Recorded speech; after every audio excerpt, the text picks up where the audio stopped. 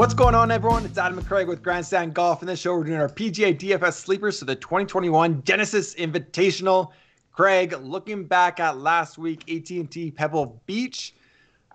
If it's your first time watching our show, our sleepers 7,500 and below. For last week, our average salary was just over $7,000 on DraftKings. We had 6 of 6 made cuts and 3 top 30s, including a couple guys in the 6K, including our best 6K guy out there. So pretty good at Pebble.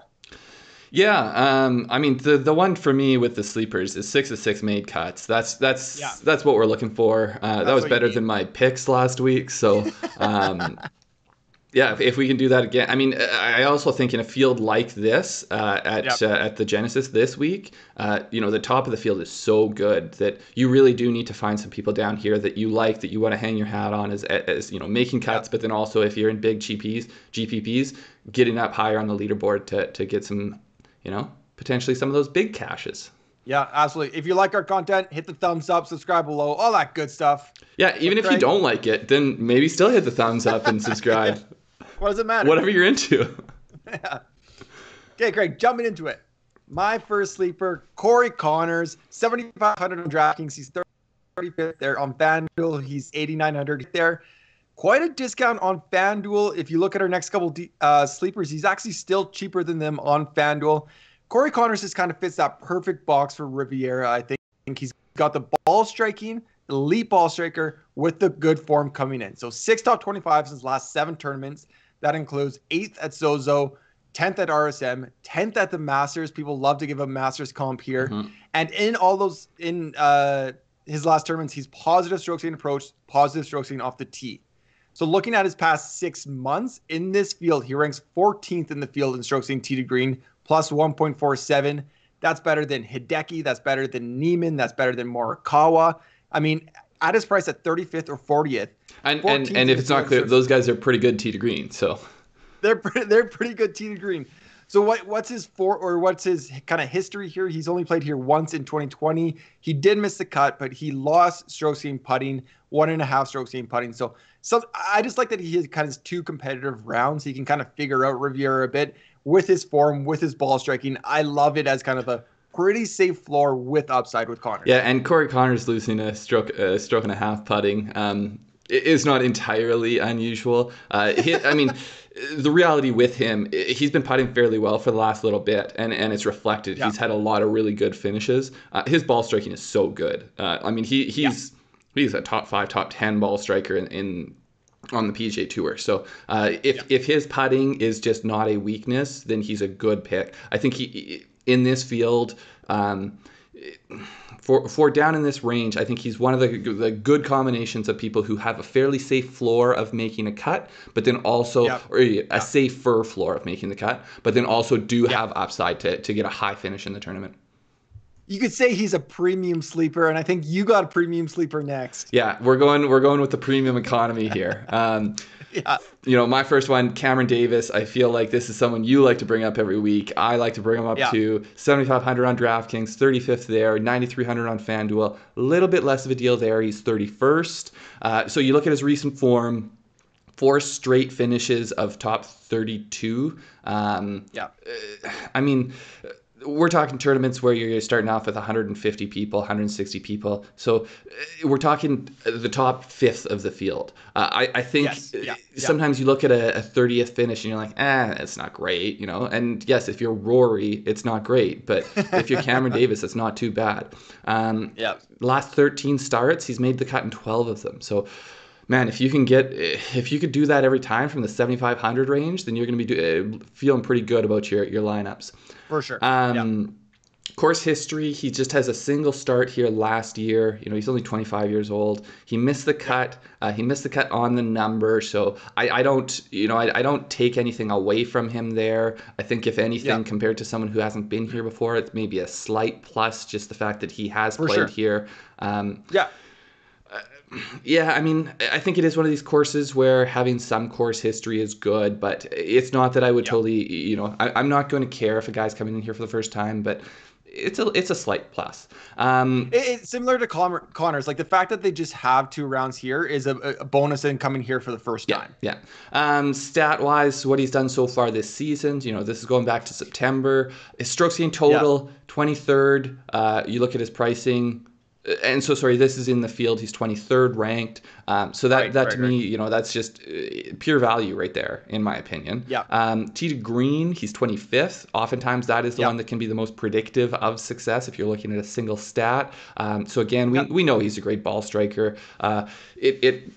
It fleshes out in a few of these other stats I will show you here. First off, birdies. I love these stats. I can't believe these are here. I love them. Okay, continue. Birdies 4.71. That's 6th in this field, which you're talking up there with the elite players on the PGA Tour now. Yeah. I think JT's at the top, but up in the people who are in the top 10 of birdies also oftentimes are in the top 10 of money list. What Cameron Davis doesn't do as well as some of those other guys is he's just not as good at the bogey avoidance and avoiding making the big numbers. And so I think that's one of the areas that as he continues to improve here, in the long term, I think that's one of the areas he'll get better at. But with DraftKings scoring, having those birdies, though, is huge for points. Thinking back to last week, Will Gordon, one of our sleepers, I think he finished T21. He had a lot of circles and squares on the scorecard. A lot of circles and squares, but I think his DraftKings points were better than everyone else he finished in the same kind of grouping with because he had so many birdies. Yeah, for sure. Last one here for Cam Davis. 11 holeouts. He's first in the PGA Tour. What can you ask for more than guys holing out from the fairway or from the rough? Obviously that's something we can rely on week to week. No, it's not something to rely on, but to me, it's more just indicative of, he's getting it. He's throwing daggers in there. If you're holing out 11 times, I haven't holed out 11 times in my life. I haven't holed out, I can count on a single hand, and I wouldn't even have to hold out that many fingers on the hand, but he's done it 11 times since September. It's not something obviously that you're going to look at with any sort of predictive ability, but to me it's more just, this guy hits the ball close. And hey, you got to be good to be lucky. We always say that 11 holeouts seems absurd for this season. Is the next closest 6? So or he's actually tied with Brian Harmon, who maybe I just really like guys that hole it out, because I was telling you that Brian Harmon, if you watched before, Brian Harmon is one of my favorite picks on a weekly basis. He is. I think you nail it with Davis. I think he has as much upside as anyone below 7,500. He legit has the talent to go win this thing against these big dogs. I'm not gonna hold out for a win, but a top 5, top 10, I'll be pretty darn happy with. Yeah, exactly. I think a guy we can also call premium economy, premium sleeper, Sam Burns, 7,400 on DraftKings. He's 39th there on FanDuel, 9,100, 35th. Again, more expensive than Connors on FanDuel, so maybe there's something there. For the 2020-2021 season, stats that kind of line up really well with Riviera. So 22nd strokes gained total plus 1.39. That's just, compare that to his ranks for DFS. That's just pure value right there. But looking at these stats, 10th in driving distance, averaging 310 off the tee, and 15th greens in regulation, 73%. That shows he pushes it out a far way. He can flip these wedges in. He's hitting the greens. That's just birdie eagle opportunities. That's all it is. That's scoring. Again, kind of like Cam Davis. If he can limit mistakes, he can score with the best of them. But his form coming in with 2 top 25s in his last 3 tournaments. So 18th at the Farmers, which I love for a good course comp, 22nd at Waste Management, and then most recently 39th at Pebble. Not a top 25, but still a made cut, a 39th finish, still pretty good with that course there. He's been a Riviera. And I would argue that Pebble actually doesn't suit his game as much as this one does. Yeah, I completely agree.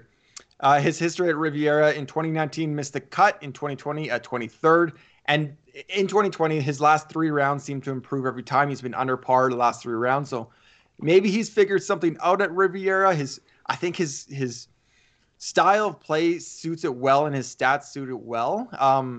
Again, I've been talking about these guys, Davis, Connor, Stringali, Burns. They seem like they're on the cusp of something, and I'm going to keep playing them until they kind of break through. And I think Burns is right there. I don't know how you managed to shoehorn a Tringali mention into this video too. I think that Burns, I mean, the 2 trips to Riviera, it kind of also lays the template for what we're talking about with Connors and Davis, where, coming here and missing the cut the first time you come here, it's not necessarily, oh, this guy can't play this course well. It might just be that they're going to play here. They're going to be better in the next year. I like the Sam Burns play. I think that both him and Davis to me really stand out, maybe just because they've been priced next to each other 2 weeks in a row now. But they just seem like they're both kind of guys that are on the verge of taking the next step.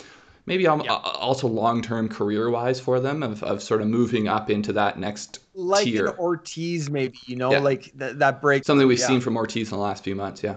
Yeah. Okay, my next one here. Maybe getting away a little bit from the young guns and looking at someone who's a bit of a grizzled vet. He's got specklings of gray in the beard. He's got a great beard. I mean, I don't know who he's copying, but he's got a great beard. Adam Hadwin. He comes in at 7,300, 44th on DraftKings, 8,400, 55th on FanDuel. So maybe a little bit more of a deal there. The Canadians on FanDuel, man, get the Canadian stack with Connors and Hadwin on FanDuel. I don't know who's making these FanDuel prices, but they've clearly got some kind of anti-Canadian bias going on. Maybe we also have a bit of a pro-Canadian bias going on with constantly having him in our picks. But regardless, his form coming in. With me, part of Hadwin is more of a bit of a narrative play for me. His form coming in, he's made 3 straight cuts. It looks like he's starting to regain some of his form. He hasn't played, I don't think, up to his ability, maybe even since the COVID restart. Past sort of full season, he hasn't really played up to more what his long-term play would indicate he would. He's actually coming in here with the lowest ranking on the official World Golf rankings that he's had since 2017. And it was actually this tournament in 2017 was the last time he was ranked this low, because the next week he went on, he had a decent finish here, but then he went on to Valspar and he won the next week there. Right, so he got a few points from that. So to me, I think Adam Hadwin does well on harder courses, and his course history here, I think, shows that a little bit. 6 times he's been here. He's made the cut 6 times. His average finish has been 30th. That includes a 6th place finish in 2018. Right. But to me, the one that stands out the most of all the guys in the field this week, looking back, strokes gain averages for them at Riviera since 2011, so the last 10 years. He's 20th. He's gained 1.45 strokes per round. Right. To me, that's value. There's a course history value there. I think it's also, if you were to look at Adam Hadwin across a lot of the more difficult courses, I think you would see that. Oftentimes with these guys that are sort of in the Adam Hadwin tier of PGA Tour player, a lot of them make their hay in the weaker fields, beating up really like in the birdie race type tournaments. I think Hadwin's more one of these guys that goes and gets top 20s, top 30s on difficult courses where you kind of have to do work around the greens, and not everyone can avoid the bogeys as well as he can when scoring a little bit closer to par. Yeah, I agree. And that course history, strokes gain average, that is a new feature on our model if you go to our website. But bottom right-hand corner of our model, you can see the strokes gain history of the tournament there. But one other thing, I was looking at Hadwin because I was curious when you put him in here as one of your sleepers. His approach stats, so on our model as well on our website, you have all the strokes gain stats per year. His approach stats are some of the worst we've seen in his career. So I don't know if that's something, or if he is turning that corner. He could be turning that corner, but if he is, I think the first 3 sleepers are a little bit obvious here. I think this is a good contrarian play, maybe at 7,300. But yeah, it is kind of going against it. Maybe he can turn it around here, and good kind of positive vibes coming in. Yeah, I think a lot of his stats will keep his ownership low. His course history might bump his ownership up a bit, but I think definitely compared to Connors, Davis, and Burns, I think his ownership is going to be lower. Yeah, for sure. My third and final sleeper, redemption at Riviera. Don't call it a gimme. We got Doug Ghim here, 6,900 on DraftKings. He's 64th. On FanDuel, he's 8,200. He's 59th. That was my Leslie note, Craig. That's my Parks and Recreation. So also, like, we had audio issues the first time we recorded this, so I've had to listen to those horrible headlines twice now, and it just makes it really hard for me to sit through. You love it. Okay, so why those titles? What's with the headline here? He lost the finals at the 2017 U.S. Amateur Championship at Riviera to Doc Redman, a thrilling finish. I think Redman won eagle birdie to take the championship kind of from Doug Ghim. But I think just to force the playoff, all Ghim had to do was to push one of those holes, and it would have been his. But Doc Redman kind of went crazy. That's why he's got the redemption. And I think if you're comparing Doug Ghim and Doc Redman, I think Doug Ghim's coming in with better form. So 5 top 25s in his last 8 tournaments. It feels like we've been talking about him a lot because we have, because he's getting these top 25s at this reduced salary. Only 1 missed cut as well. So he's making the weekend in a lot of these. For the 2020-21 season, these are PGA Tour stats. So this includes everyone on the tour. This is not just this field. Not just this field. 29 strokes in total. Compare that to his 64th price. That's just pure value. And then you need to hit the greens here. 31st strokes gained approach, plus 0.6. I mean, everything, again, if we're looking at the Masters, he was low am at the Masters. People love the kind of comp there with Adam Scott, Bubba Watson. I really like Doug Ghim. Maybe he won't get redemption at Riviera and win this with DJ Rahm and Bryson and Rory and all those guys up top, but I like at 64th. I love him right here. I think a top 10 would feel like some redemption. I think we've been on Ghim pretty heavily. I think, to me, he is just sort of taking that natural next step. Like, he was a good amateur player, obviously. Yeah. He did have to grind through. I mean, some of these guys can come out and get onto the PGA right away. He grinded through the Corn Ferry. Pretty dramatic. I think he had to go up and down to secure his card, which is a good video if you watch it. It's out there on the internet. On these interwebs. I think he's a great pick this week. I'm going to have a lot of play on him. I don't know. I haven't made all my lineups yet, but check it out on Wednesday. I'll tell you whether it's 80% or 90%. I don't know yet. We'll see. My last one here, he's, if Ghim is a safe play, my next one is not a safe play. I'm going with Sebastián Muñoz. He's 6,800 on DraftKings, 69th there, 8,100 on FanDuel, 67th there. So to me, if anyone watches Rick Ghim and Rick Rungood on YouTube, right. He picked him a couple weeks ago at the Waste Management Open, and Muñoz ended up tied for last. And Rick just got absolutely pillaged for this, as the internet has a way of doing these things. And so you want to be part of that. You want to get burned next. I want to be the person that everyone is coming to with hateful You're Twitter feeding messages. The lions here. Yeah. So I didn't actually like him that much at the Waste Management Open because I don't know if that suits his game as much. But I think he is someone who we have seen him, through the summer and early fall, maybe last year. He was the highest owned player in this range, and people were I was playing him every week, it seemed like, because he was just returning value. But more recently, he's had 5 straight rounds of negative strokes gained. He's had 11 of his last 15 have been negative strokes gained rounds. It's bad. But I think that, if you go back, we're looking at the 2020-2021 season now. So starting back in September, he's played 11 events. He's got 5 top 25s. He's made the cut in 8 of 11 events. Yeah. He's 42nd in birdies. He makes a lot of birdies. Similar to what I was talking about with Cameron Davis. Now, Muñoz obviously is similar to Cam Davis. One of the reasons he's not a top player, he's not as good at avoiding bogeys, not as good at avoiding big numbers. Sure. But I think, so last time we really saw, it's been essentially since the Masters that his form hasn't been great. But we saw him, CJ Cup, Zozo, we saw him come 9th and 14th in consecutive weeks. And those are strong fields. I don't know if either of those courses are direct course fits for this. Right. But I think, we're not too far from Sherwood. I think that there can be some connection in terms of regional different players playing well in the same areas. Yeah. But to me, it's just, I think it might be a value. I think you might be getting a bit of an ownership discount on him. He's been here once. He finished 26th. He gained over a stroke in that single round. So, obviously there is some suitability of this course to his game. Yeah.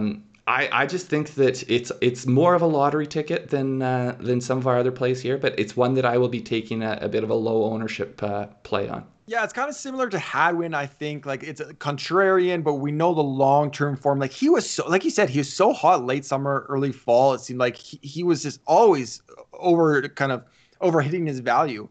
And maybe 10 to 15% ownership down in this price range, which is high. Yeah, no, exactly. I like it. I don't know how much I'll get there. But I think you're kind of like buying the dip maybe. Like, is this the right time to kind of get Munoz on the cheap in a field? Like you said, he is more battle tested than a lot of these guys down here. And I don't think that will intimidate him by any means. Yeah, to me it's an upside play, and so it's one that I don't know exactly what my exposure. Come check out the live show tomorrow if you want to know what I end up with. Yeah, but it's an upside play that I'm going to be taking some shots with. Yeah, I completely agree. As Craig mentioned, our live show 9:30 p.m. Eastern on Wednesday. Make sure to come check that out. We go through the whole field with our DFS model, live chat. We talk with you guys. It's really good. Subscribe to our channel if you haven't already. It's really good if I do say so myself. If I do say so myself. Like and comment. Watch our other videos. Thank you for the support. Anything else to add there, Craig? Nope. We'll see you guys tomorrow. Good luck this week. Yeah, good luck.